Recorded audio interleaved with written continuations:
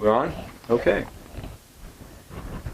Hello, this is Avram Friedman. This is the first morning that we're having our News from the Roots, and I am extremely privileged to have Selma Sparks as my first guest. Selma is a historic figure who has moved from New York to Franklin. She is a journalist, and we're going to talk a little bit about her history and what brought her to this point in her life, and some of the things that happened in your life that have affected all of us. So, Selma, please thank you so much for being here with us this morning. Thank you for having me. I feel very privileged to have been invited. Yeah, I'm very excited to I've been meaning to talk with you for a long time, and now I'm finally getting the chance. So tell us a little bit about your life and how you came to be a journalist and some of the highlights of your career. Oh my. Well, I don't know how I became a journalist. I was writing from a little girl. I was always writing. And I think the first group I went with was, I think, Liberator magazine. May have been the first I published, first group that I worked with. And there I got a chance to meet a lot of people. A little bit of everybody was there. And where was Liberator located? It was in New York. This is a copy of one of the issues. Mm-hmm. This is, I think, part one of my series on Dubinsky's plantation. That was about the Dubinsky businesses and the whole, the clothing area in New York. This was a big thing in New York. To explain a little bit about that, because I'm not familiar with that. This was where, you had the area in New York City that you had all your clothing areas, people who were making the clothes. This was Midtown Manhattan. No, it was downtown. It was really pretty far downtown. Okay. And this was, as I said here, the examples of, Dubinsky presents an even more striking sample of the whole thing, what they were doing. This was a union. This was the clothing union. And my attitude after reading and learning about them, Dubinsky was doing a pretty lousy job with people, especially black people. And they were the main workers. And I decided to check around, and I did it. And everybody told me, you're going to get killed. They're going to kill you for this. And of course, it came back to me that their position was, leave her alone. Leave her alone. It'll go away. If anything happens to her, we will be immediately brought up. So nobody bothered me. It was published in Liberator magazine. How old were you at this time? Oh dear. How old? Let's see, what year was this? You're asking me questions. 1963. Okay. We're in the middle of the civil rights era. So I was about 30. I was in my early 30s. And I don't know if I'd published anything prior to that. Some of these things, they sort of blend in and you forget what came where. But I was working with the Liberator. I was part of their staff. And I enjoyed it. I did a few things. And as I said, I met a lot of the people that I would not have met. And for instance, Sidney Poitier, they're on the cover here, he and Ruby Dee. And years later, I walked into a restaurant in Harlem, and he said, "Hello, Selma." I was shocked. I hadn't seen him in years, and I couldn't imagine he would remember me. And I said this. I said, "Oh, you remember?" He says, "Do you know anyone who ever met Selma Sparks and forgot her?" And this was, the friends who were with me saying, oh. And I said, I'm surprised. I was. And then from there I went to the newspaper, Progressive Labor Party newspaper, Challenge.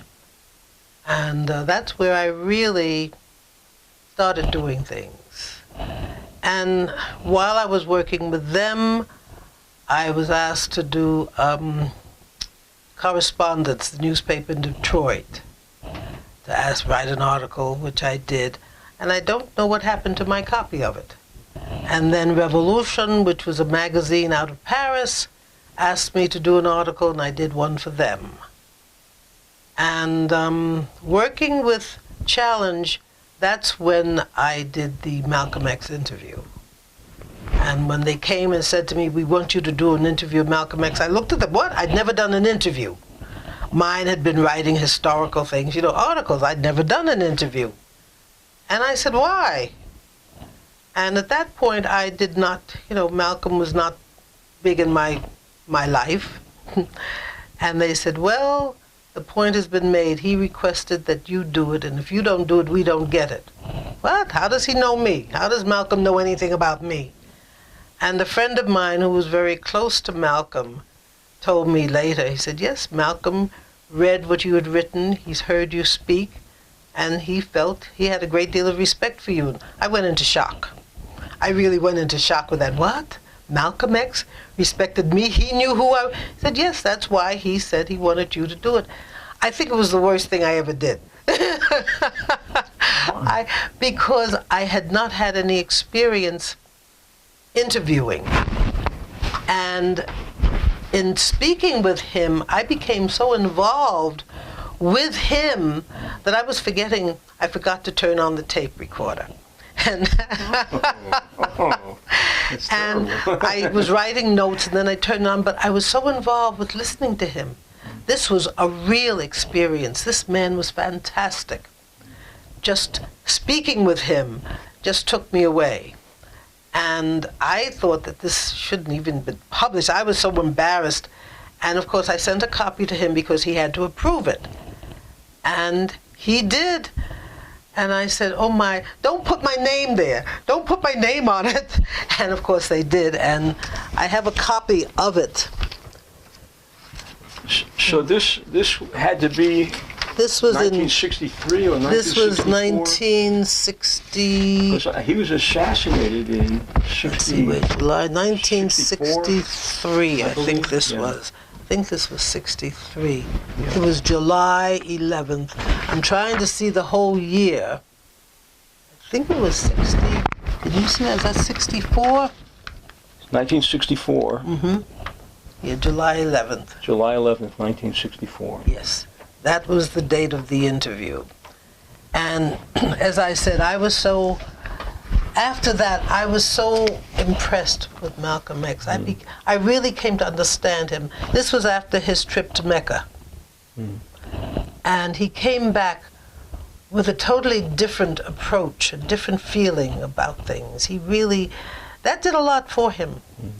And I just sat there in amazement. And as I said, there were things I should have asked him that I didn't. I couldn't stop just listening to him. And questions that should have been asked didn't get asked. So this was not, as far as I'm concerned, this was not complete, but it was the best I could do at that time. But it's remarkable, too. I mean, because as I understand it, you're the only woman that yes. he would allow to interview. And they said woman because Muslims, this is not something that women are accepted to do. And they kept saying to me, well, look, he asked for you. And there's a copy in the Schomburg. Someone took a copy to the Schomburg Library. It's not available on computer, but they have a copy there. It's on the tape. And after Malcolm was assassinated, his sister came to me and asked me, and I did an interview with her. This was a lot better by that time. But this was never followed up. It was printed in Challenge. And those were the things that I think started. And of course, I did my speaking in front of the Hotel Teresa in Harlem, which was a big thing. This was when we went out in the street and met with the people. We weren't sitting in rooms, just a whole bunch of intellectuals talking. We went out and we spoke to the people. And the first march from Harlem to the United Nations was my thing. And that was something you organized personally? That's something, yes, we did. Well, let's say I was working with the group, but I was the one who was leading it and speaking to the people and encouraging them, and the people followed. We went, we did the march. And I have to say that, because I feel very pleased with it, this was in support of, I start losing things. This was in support of the Cuban Revolution and of Fidel. This was in support of Fidel Castro. And this was shortly after Fidel Castro had taken over in Cuba. Yes, this was, all of these things, these are not, these didn't happen one after the other. There were other things that happened in between, because in 1963, I was working with Women's Strike for Peace. And I remembered, I guess we talked about this, demonstration that we were holding about the war. And police came, and I was the only African-American woman in the group. And all of the other women fell down on the ground when the police came. And I looked at them because I thought, what are they doing? Why are you down on the ground? And I stood still, and they had the paddy wagon for us to get in, and they started telling the women to get in. They were shoving and pushing them. And I stood there and said, if you want me in that, you pick me up like a Dresden china doll and place me gently in. And that's what they did. And when we got to the police station, I said the same thing. They picked me up gently and set me down. And I said to the women after, I said, you don't fall on the ground, why? But that was their approach. But I hadn't been raised that way.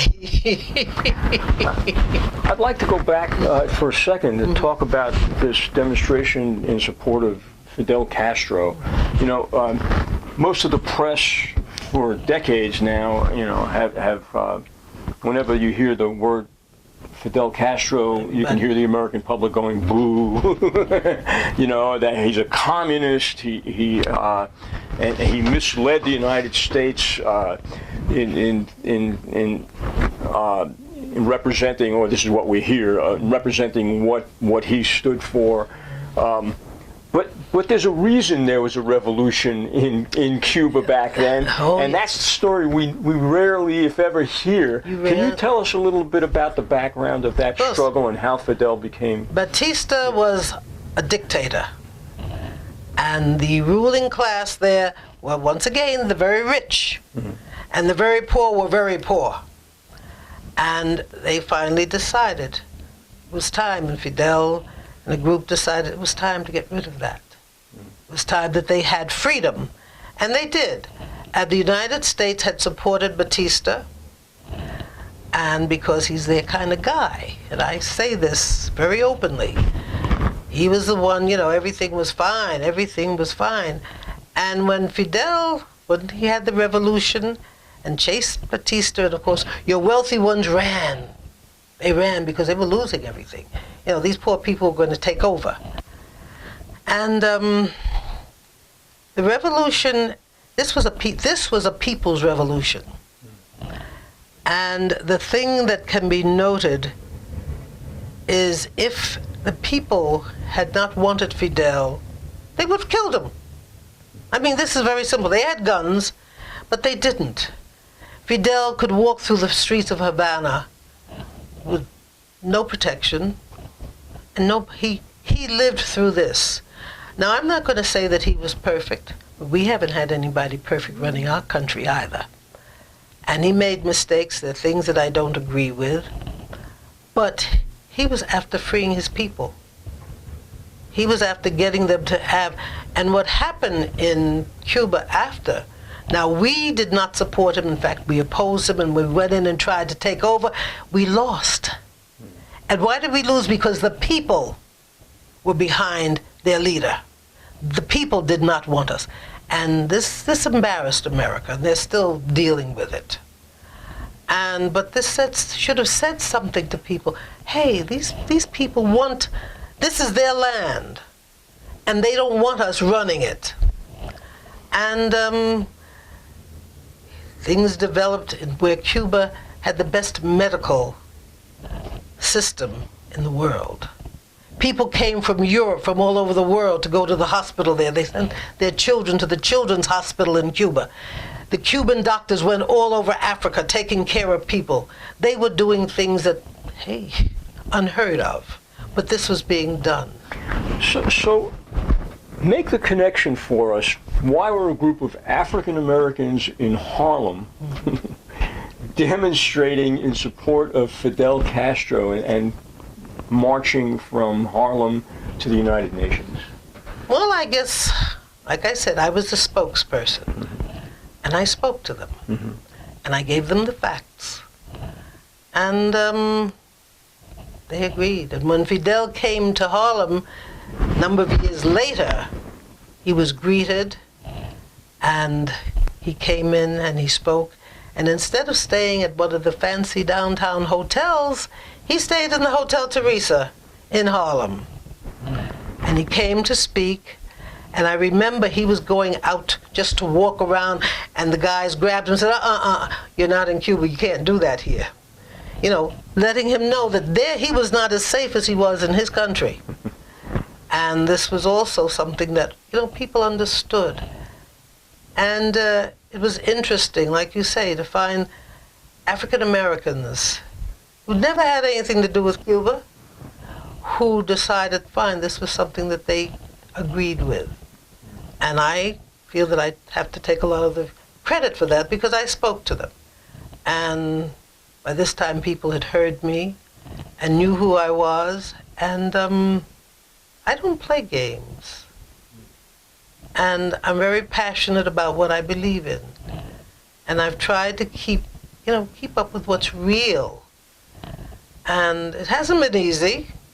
And as I said, Fidel made a number of mistakes. And I'm not going to speak about that now because that's a whole nother story. But that's just one of the things I did, and a number of years later I got a chance to go to Cuba. And I enjoyed that very much. That was marvelous. But that's also, this was after a lot of things. I mean, prior to that I got to go with Women Strike for Peace. They went to Africa where they were holding in Ghana the Ban the Bomb conference, and I was invited to go, and I got a chance to meet marvelous people there. What was this conference?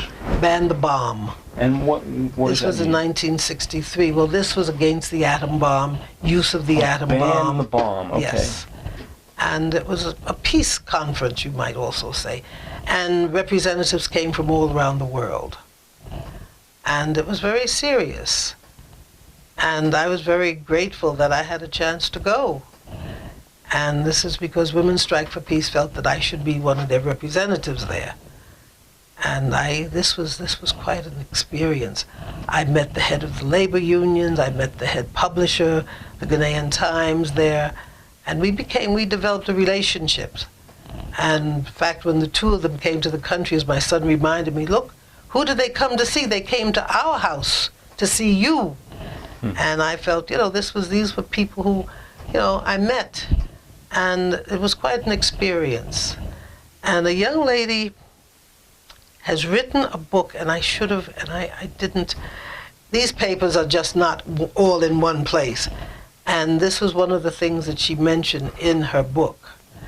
And she found me on the computer and got in touch with me to get permission to use it. And I gave her my permission, and I got a copy of the book that shows, that particular conference, because it was important. Mm-hmm. And it was held in a country that we felt very proud of. And so these are the things that happened in between.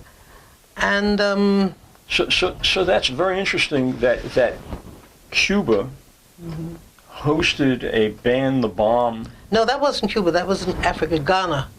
That was Ghana. in Africa. That was in Africa. That was in Ghana. Yes, that was in Ghana, and that was my one chance to make it there.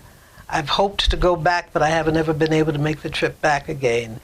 But this was an exciting thing because I got this chance to stop in Kenya and see some things there, and then go on. And as I say, people came from all over the world to the conference. And the African continent was well represented. People from Egypt, from India, and from all over were at this conference. And what year was that? This was 1963. That was also 1963. You were busy that year. You know, the 60s, that was a big year. That was a big year. Yes, it was. And, you know, like I said, I look back on these things. I have notes that I find now and then, and I have to put them all together so they're in one place. But those were the things that happened. And as I say, I can't give them chronologically. That's going to take a lot of time. I plan to do it, though, because I've been asked by members of my family to do that. But these are things, and then I ended up going to Sacramento. I moved to Sacramento, and I worked on there. I was editor in the black newspaper in Sacramento. And I interviewed a few of the black legislators there. And I got a little too, how should we say, too revolutionary for them on the newspaper, and I left.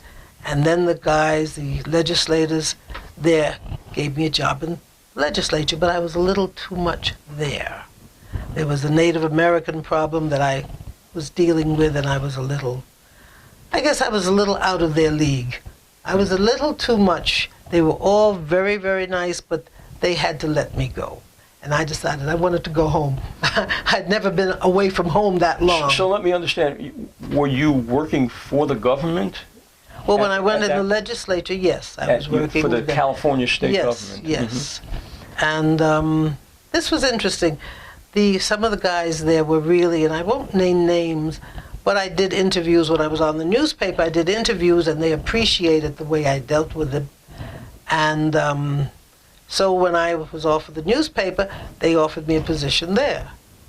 And I accepted. As a journal, in what capacity? Well, let's see. I can't remember the title that I was given, but I was working on, I guess, communications.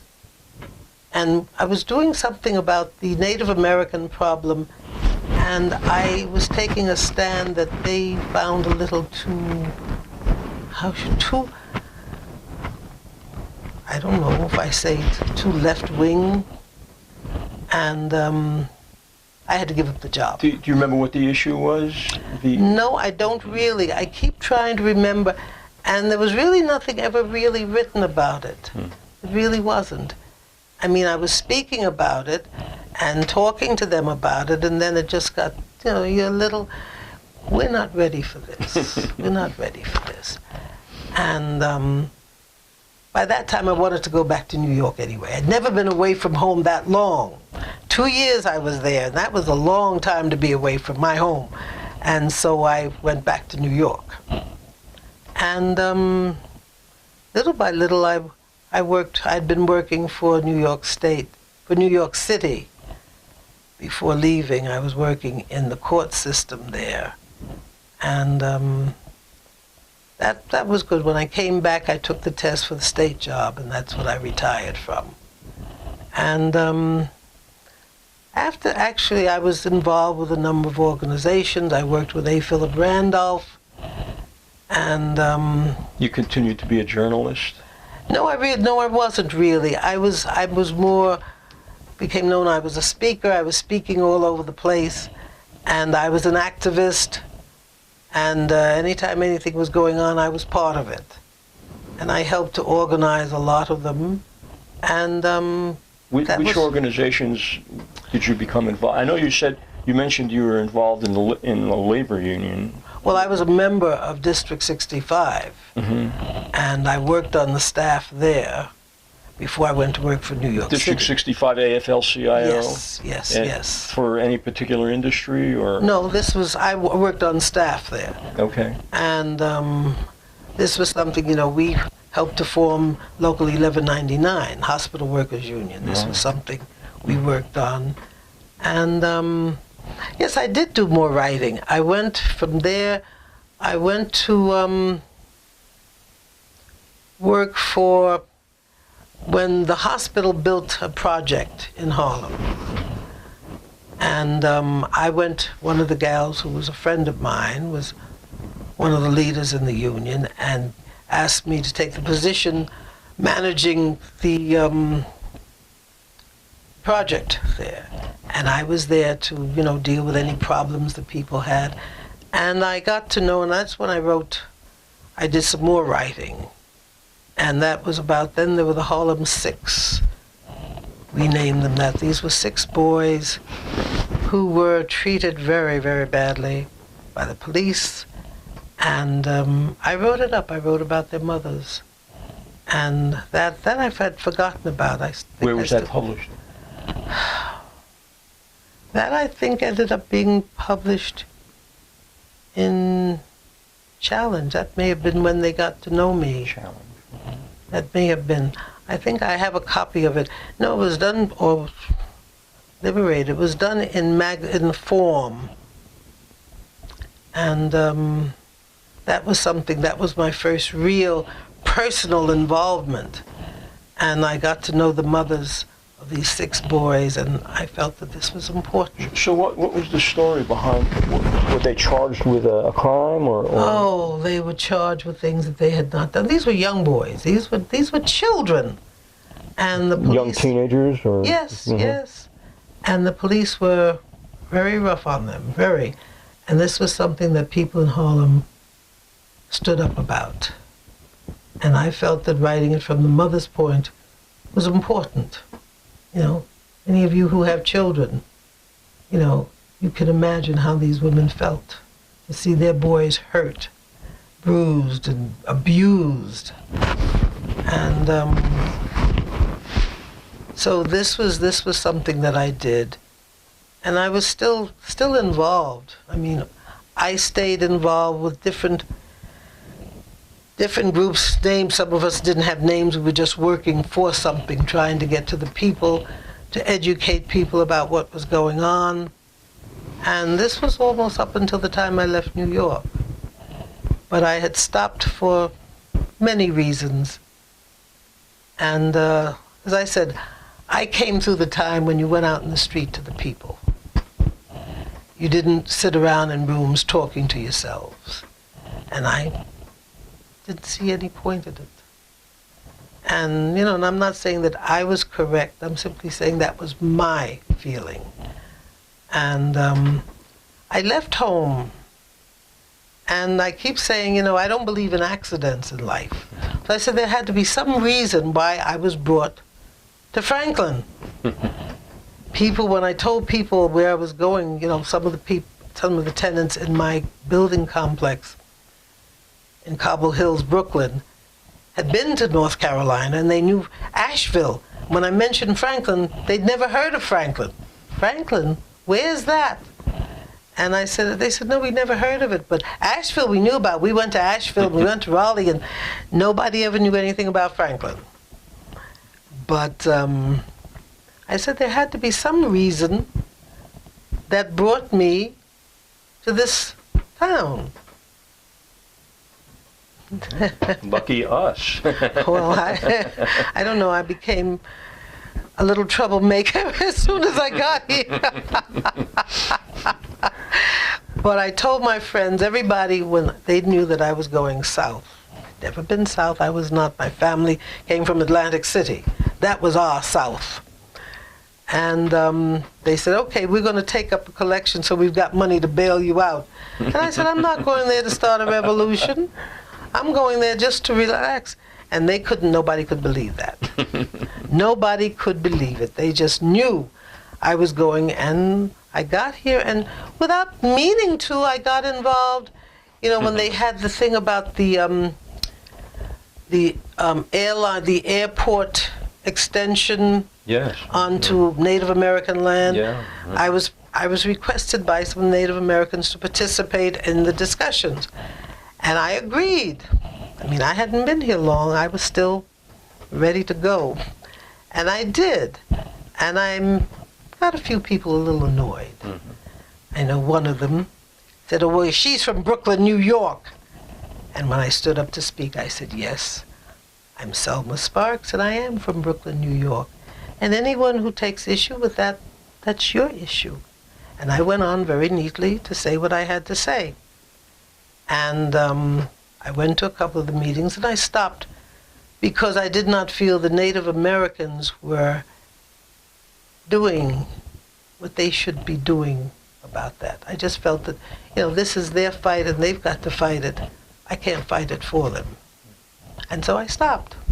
But I went to a couple that I made enemies. And, you know, there were people who really did not like me. And that has never bothered me. And so, but... You mean Cherokee people? Or? No. Some of your leaders here in Franklin. Oh. But as I said, that has never bothered me in all of my life, and I'm too old for it to bother me now. But I did some writing once I got here when I went to the... when Obama was speaking in Asheville, I went, and I was amazed to see the number of young people there. And this impressed me so.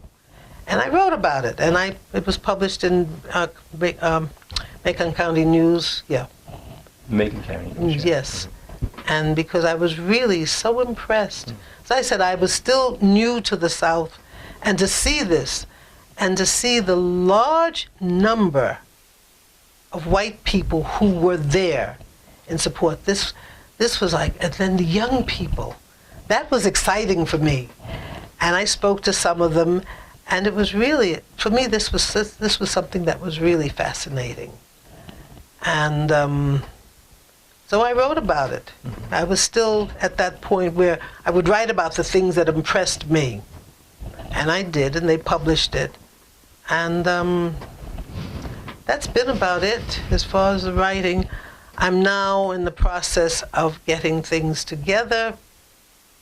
I've told everyone that yes, they wanted me to write a book. I said, I don't want to write a book. I have never wanted to write a book. I'm in the camp of people who think you should write a book. I've never wanted to write a book. It's too much work. It's a lot of work. You know, when I was working as a reporter, as a journalist, this wasn't work. You know, you're writing about things, but a book, you know, you have to, you know, it's a continuous. So I told my son, who has been after me, really, he feels that I owe it to them. And I said, okay, what I will do, I will write a series of articles, and they can be put in book form any way you want it. I'm not writing, because a book, you know, you have to have chronological development, and I can't do that now. I mean, I really cannot. I'll tell you what, instead of writing a book, maybe you should do an audio history and come back here and we'll record what you have to say, because you're just such a treasure of memories and knowledge about an era in which, you know, all of us that lived through that era, myself included, we're getting older, and people need to know about this, and it needs to be documented from a different perspective than people get when they watch the corporate news media and just basically getting propaganda that, and with so much of it left out. It's so important that voices like yours be heard and remembered, that I feel it's my mission to document you. No, there were things you take, for instance, integration. I did an article where I was not supporting school integration from the point that, in other words, you're telling me that in order for my child to get a good education, that black child has to go to school with white children. So that should not be. The schools should all be on a level. That should all be. I shouldn't have to travel out of my community in order to get an education. And I felt that way very strongly. There were people who disagreed, and I said, fine. But this is what I felt, and this is what I believed. It's so interesting to hear that perspective because, of course, that's what a lot of white people who are opposed to integration were saying. Well, my feeling was, look, you provide equal as far as books, as far as teachers, as far as an educational system. Then there is no need for me to travel into your community where I do not feel safe. And that was one of the problems. Children were getting a rough time, really rough time. And I did not see why that should be. Integration, fine, if this is what you choose to do, but make all of our schools equal. Make all of them equal. So I have the choice. Fine, if I want to go to school downtown, and I'm speaking also about New York, if I want to go to school downtown, I can go. But if I want to stay in my community, I will still get the same education. You're saying you shouldn't be forced to. So I can choose. So I said I was not against integration of schools as such. I was simply opposed to the fact that we are being forced to do this in order, and that's not the way it should be. Do you think that there are a lot of people in the black community in New York that felt that way as well? I think so. I think so, because I spoke up about it, and I didn't get very many people who they finally, the way, when I put it that way, they finally understood. And they were not, because their children had to travel. And that's a hardship. And that, yes, yes, that is. And I felt that, education should be equal. And if it's not, then everything is wrong. Right.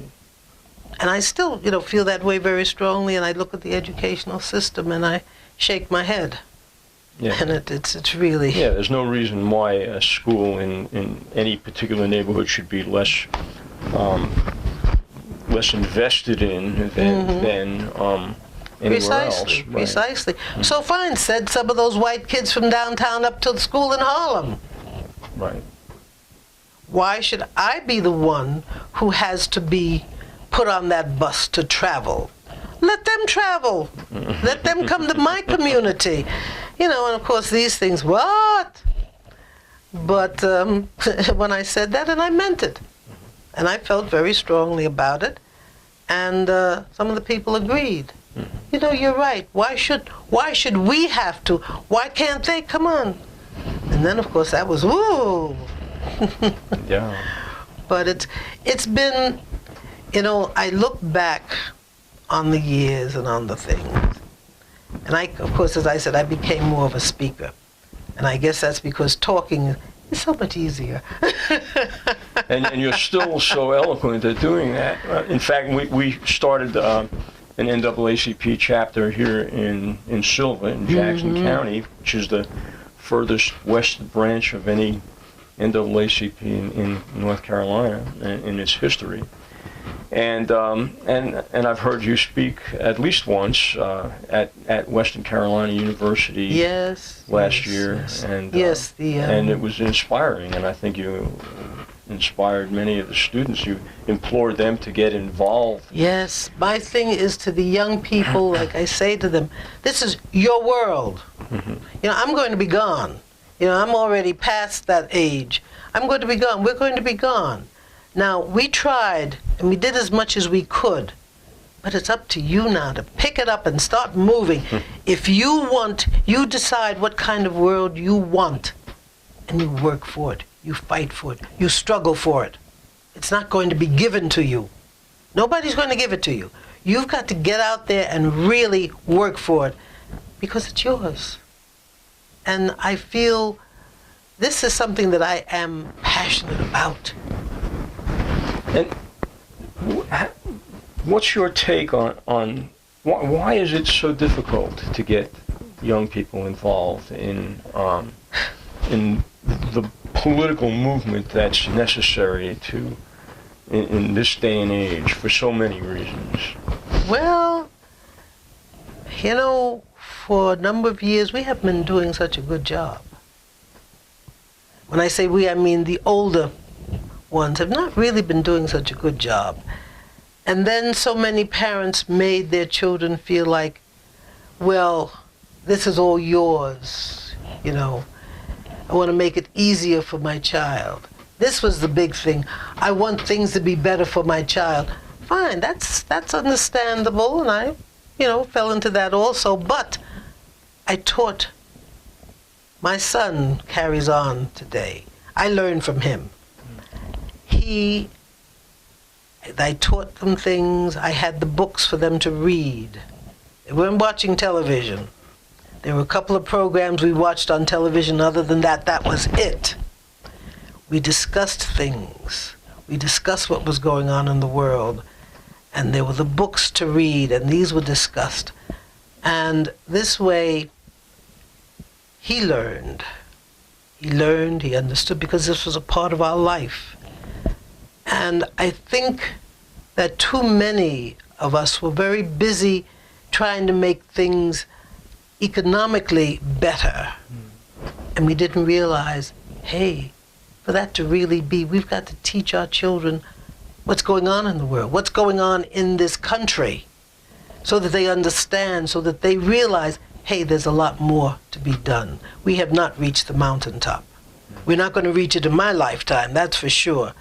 But if this is to be done, the young people have to understand, and they haven't been taught this.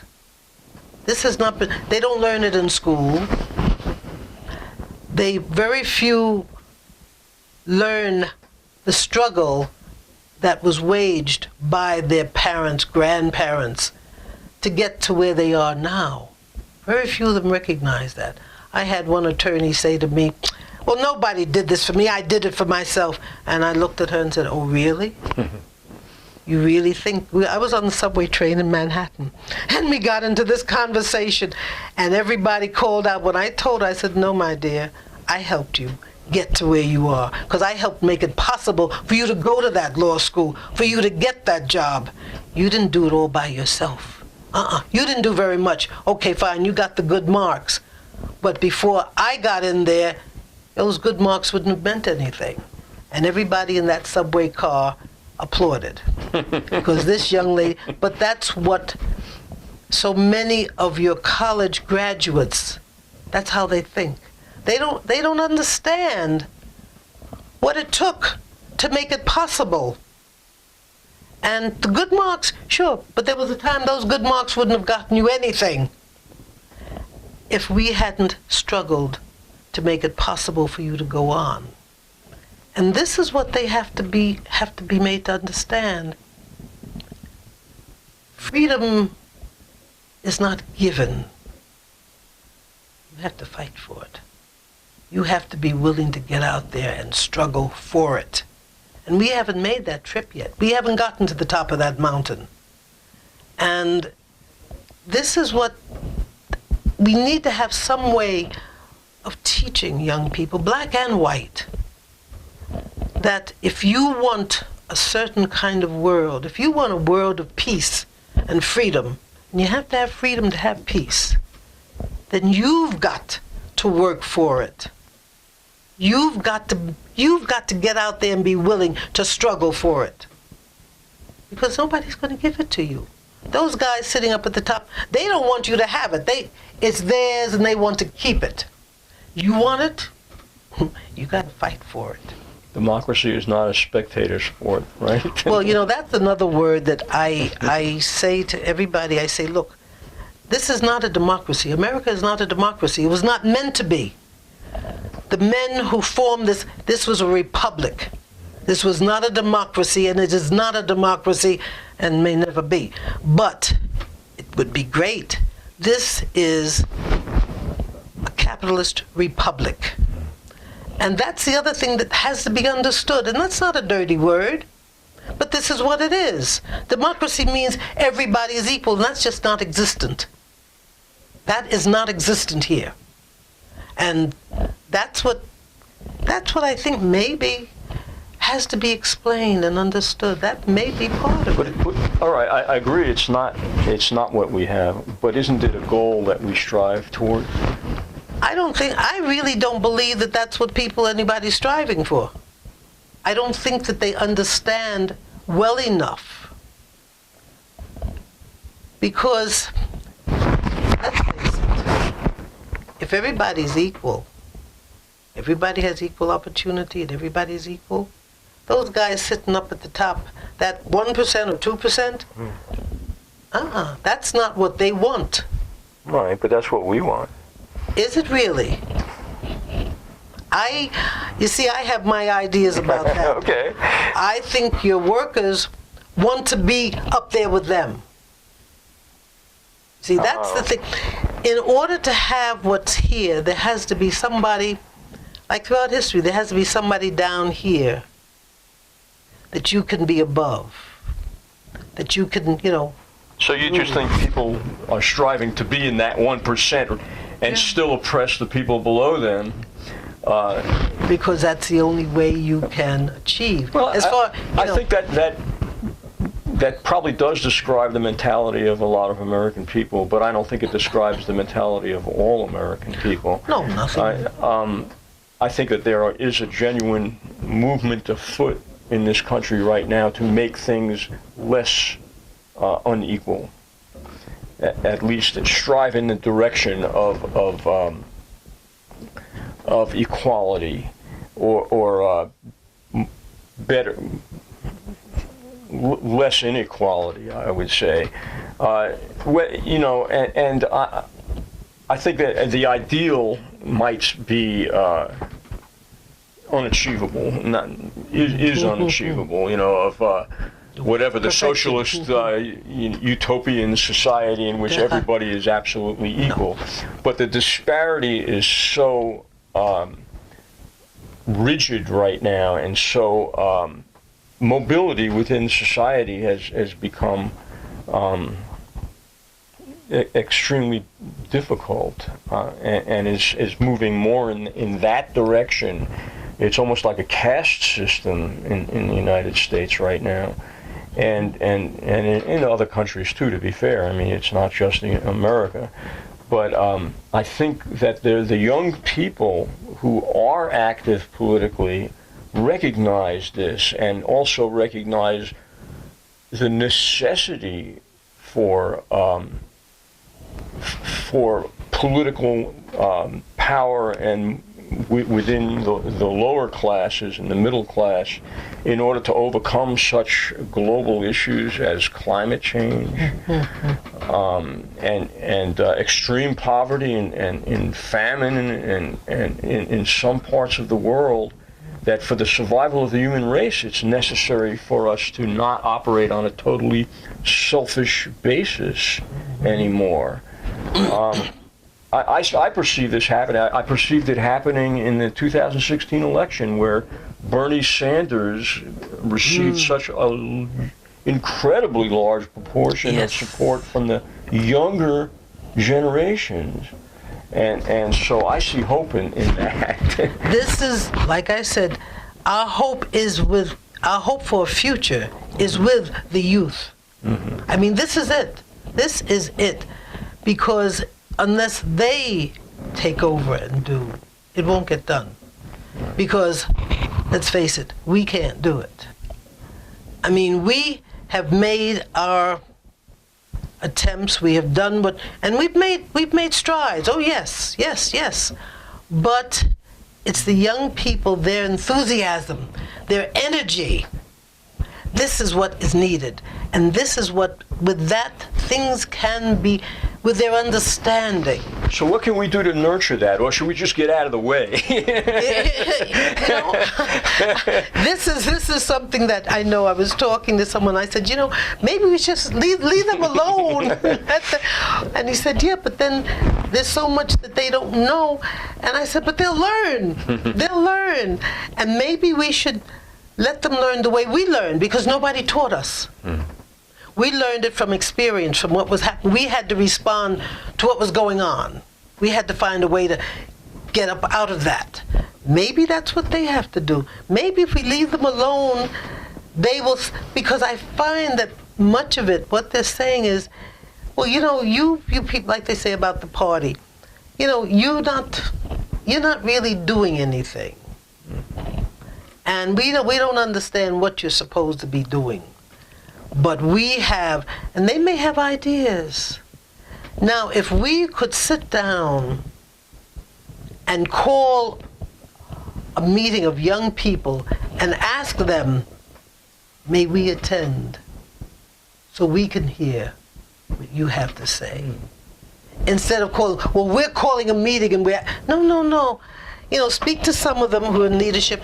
Say, hey, if you could call a meeting of, a large group of young people, we're asking permission to attend so we can hear what you have to say. I think this would be marvelous. We're not going to get there telling, well, so-and-so and so. No. We want to come and listen. And then if they want to hear something from us, they will request it. And I think that might do it, because when I went to WCU, I met a lot of young people that I felt, oh, wow. We're running out of time.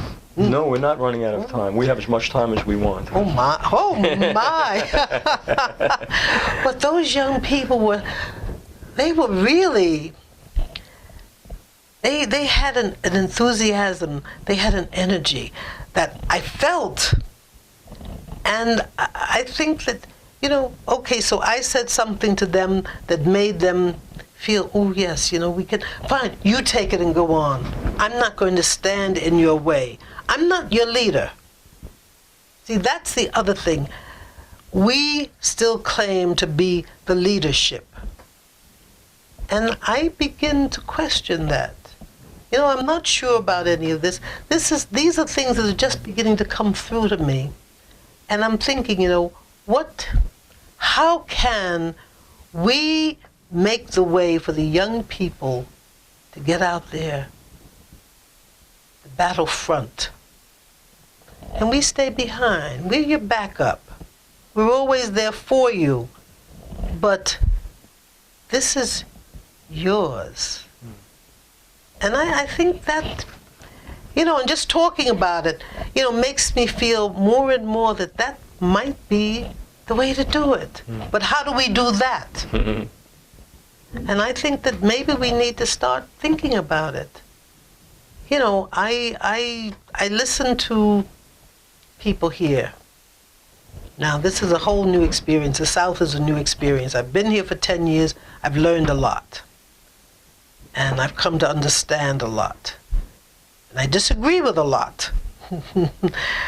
But, I see that, I go to all of these meetings, and there may be one or two young people. And the old folks are still talking. And I said, no.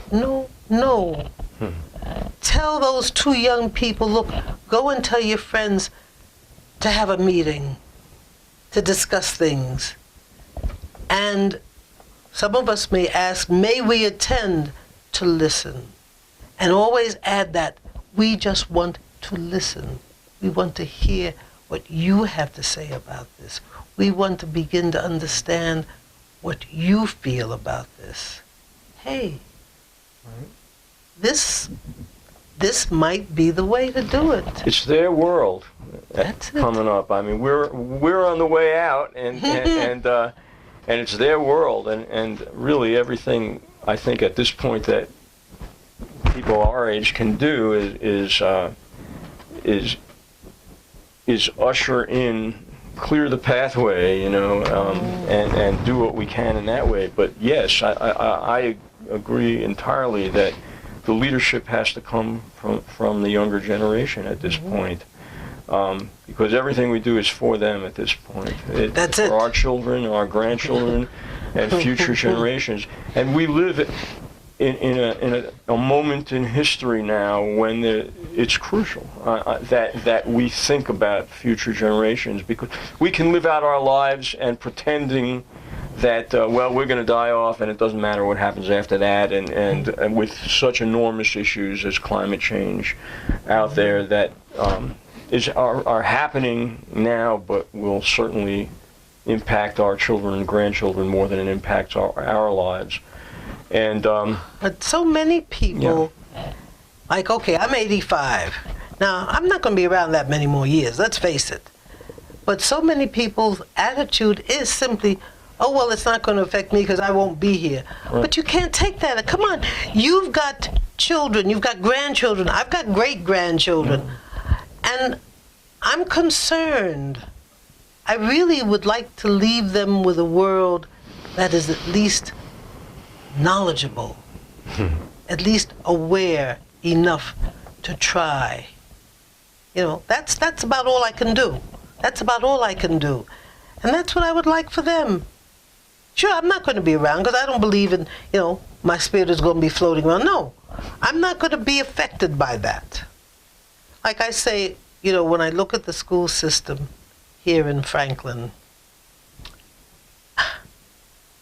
I got a chance to spend some time working in one of the schools. And I went into shock. I really did. They didn't have the books. They couldn't take them home because these were not to be done. And I'm saying, but how can you teach history if the child can't take the book home and read it? And then to hear what they were teaching, well, that was a whole nother story. But I said, sure, my attitude could be, hey, I don't have any children in these schools. My children are in New York. My children are already graduates. My grandchildren are already graduates. My great-grandson is going to graduate next year. So you know, I'm not affected by this. But that's not my feeling. Whatever happens to these children is going to affect everything. And I spoke to the one African-American student that I met in this school, that particular school. And I mentioned the name Malcolm X. He had not the foggiest idea who Malcolm X was. And I went, huh? Well, who was Malcolm? And I say, oh dear, that's all right. And I left. I could not do anything. And I realized, then when I listened, I sat in on one of the social studies classes, and I listened, and I had to put my hand over my mouth, because what was being taught, I'm sorry, was not. And I didn't go back in. And I realized the teacher's not aware that what she's doing, no, this isn't being done deliberately. This is just not part. By the teacher. Whoever wrote the textbook, it might be a different story. Well, that's the whole thing. But these things, sure, this is a small area, but it is happening all over. It's not just happening here. It's happening all over the country. And like their intent is to get rid of public education. And okay, public education hasn't always done, but you've always had those teachers who were serious, who wanted to do, and who managed to do. Look, in elementary school, I had a couple of very good teachers. I think they were good. They listened to me. But I mean, you know, these are the things I'm saying. Public education, I believe in it. Because I believe it can be made magnificent. But it's the guys sitting, like in New York City, the members of the board don't have children in the public schools. And I have always said, that's the problem. They have a social agenda that's the reason that they are on the school. That's it. Yeah. Their children don't go to those schools. Right. And therefore, why should they? Come on. But I'm saying that it's important for the people to understand these are our schools. Therefore, we have to understand, we have to determine what these schools are. And I think that happens, it's made. This is, and they keep saying, well, hey, and of course the other schools can determine who they allow into the school. And that's a way of getting back, segregation. You mean the charter schools? Yeah, the charter schools. Right. This is a way of getting, and because this is what they're headed for. This is what they're trying to do, and this will do it. And people aren't realizing that. Come on, I've heard friends of mine told me, oh, well, my child's going to a charter school because so-and-so and so-and-so. And I just listen, and I say, yeah, when the day comes when they decide that they don't want your child in that school, they can put them out. That's it. But this is, public education is for the public. And the public has to understand that. That's where our youth come in. They have children. They're the ones who are going to determine what the school system is going to be like. And this is it. This is it. And information is power. Is political power. Yes. And if you can control the flow of information, and you can teach your kids that Darwin, just didn't count, and and science doesn't matter, then it's really a step backwards in social progress in so many ways. And I see it, as I believe George Orwell was a prophet because what he said was going to happen is happening. There's an attempt to control the flow of information to the public, and that's all manifesting itself in the whole struggle about public schools versus charter schools. Yes, and they've accomplished it because they write the textbooks, and I understand that there was a company in Texas. And they were writing these textbooks, and they only put in them what they want you to know, what they want these young people to know. And this is why my mother made me, when I asked questions about things, Mother would say, there's a library. Go to the library. Don't ask me. Don't ask anybody. Go to the library. Find a book. Find somebody. Find where this answer is. And that's how I got taught. And that's why I became the kind of person I was, because I went to the library and I searched for the information I wanted. I found the information, and then I'd go back to school and say it, and my teacher would say, where did you get that from? And I'd say, such and such a book by such and such an author on page so and so and so. And it was like, oh my goodness. But this is what, and our children, libraries, I know in New York, this has become a real problem.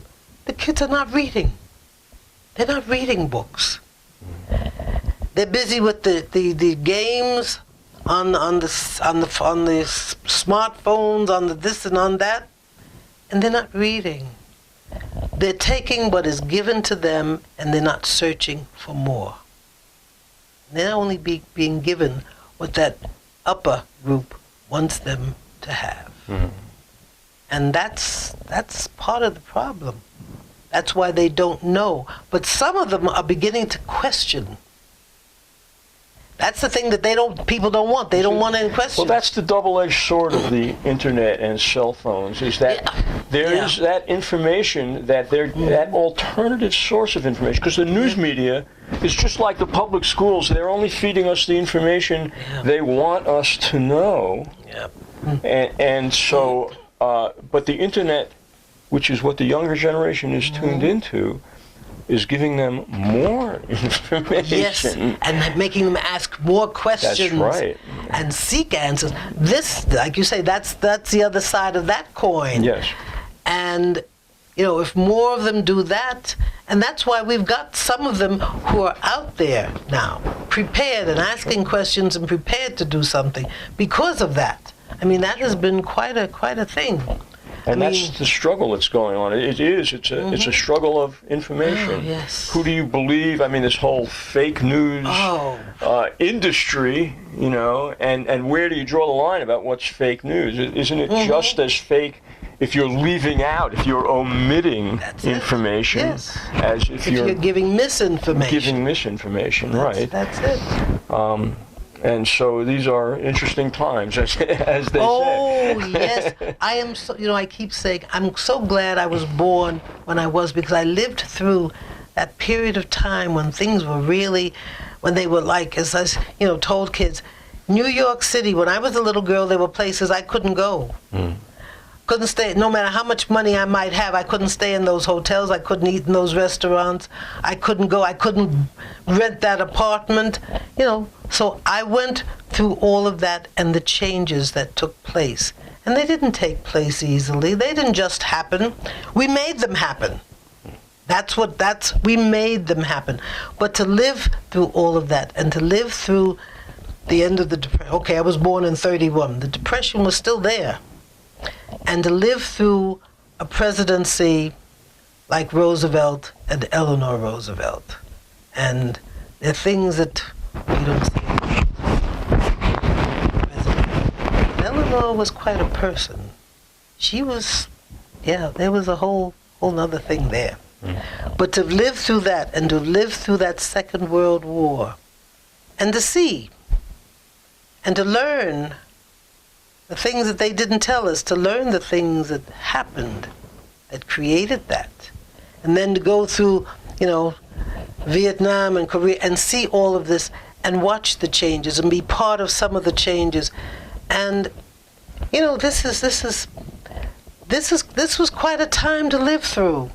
And to live through till now, to see something that I just never imagined.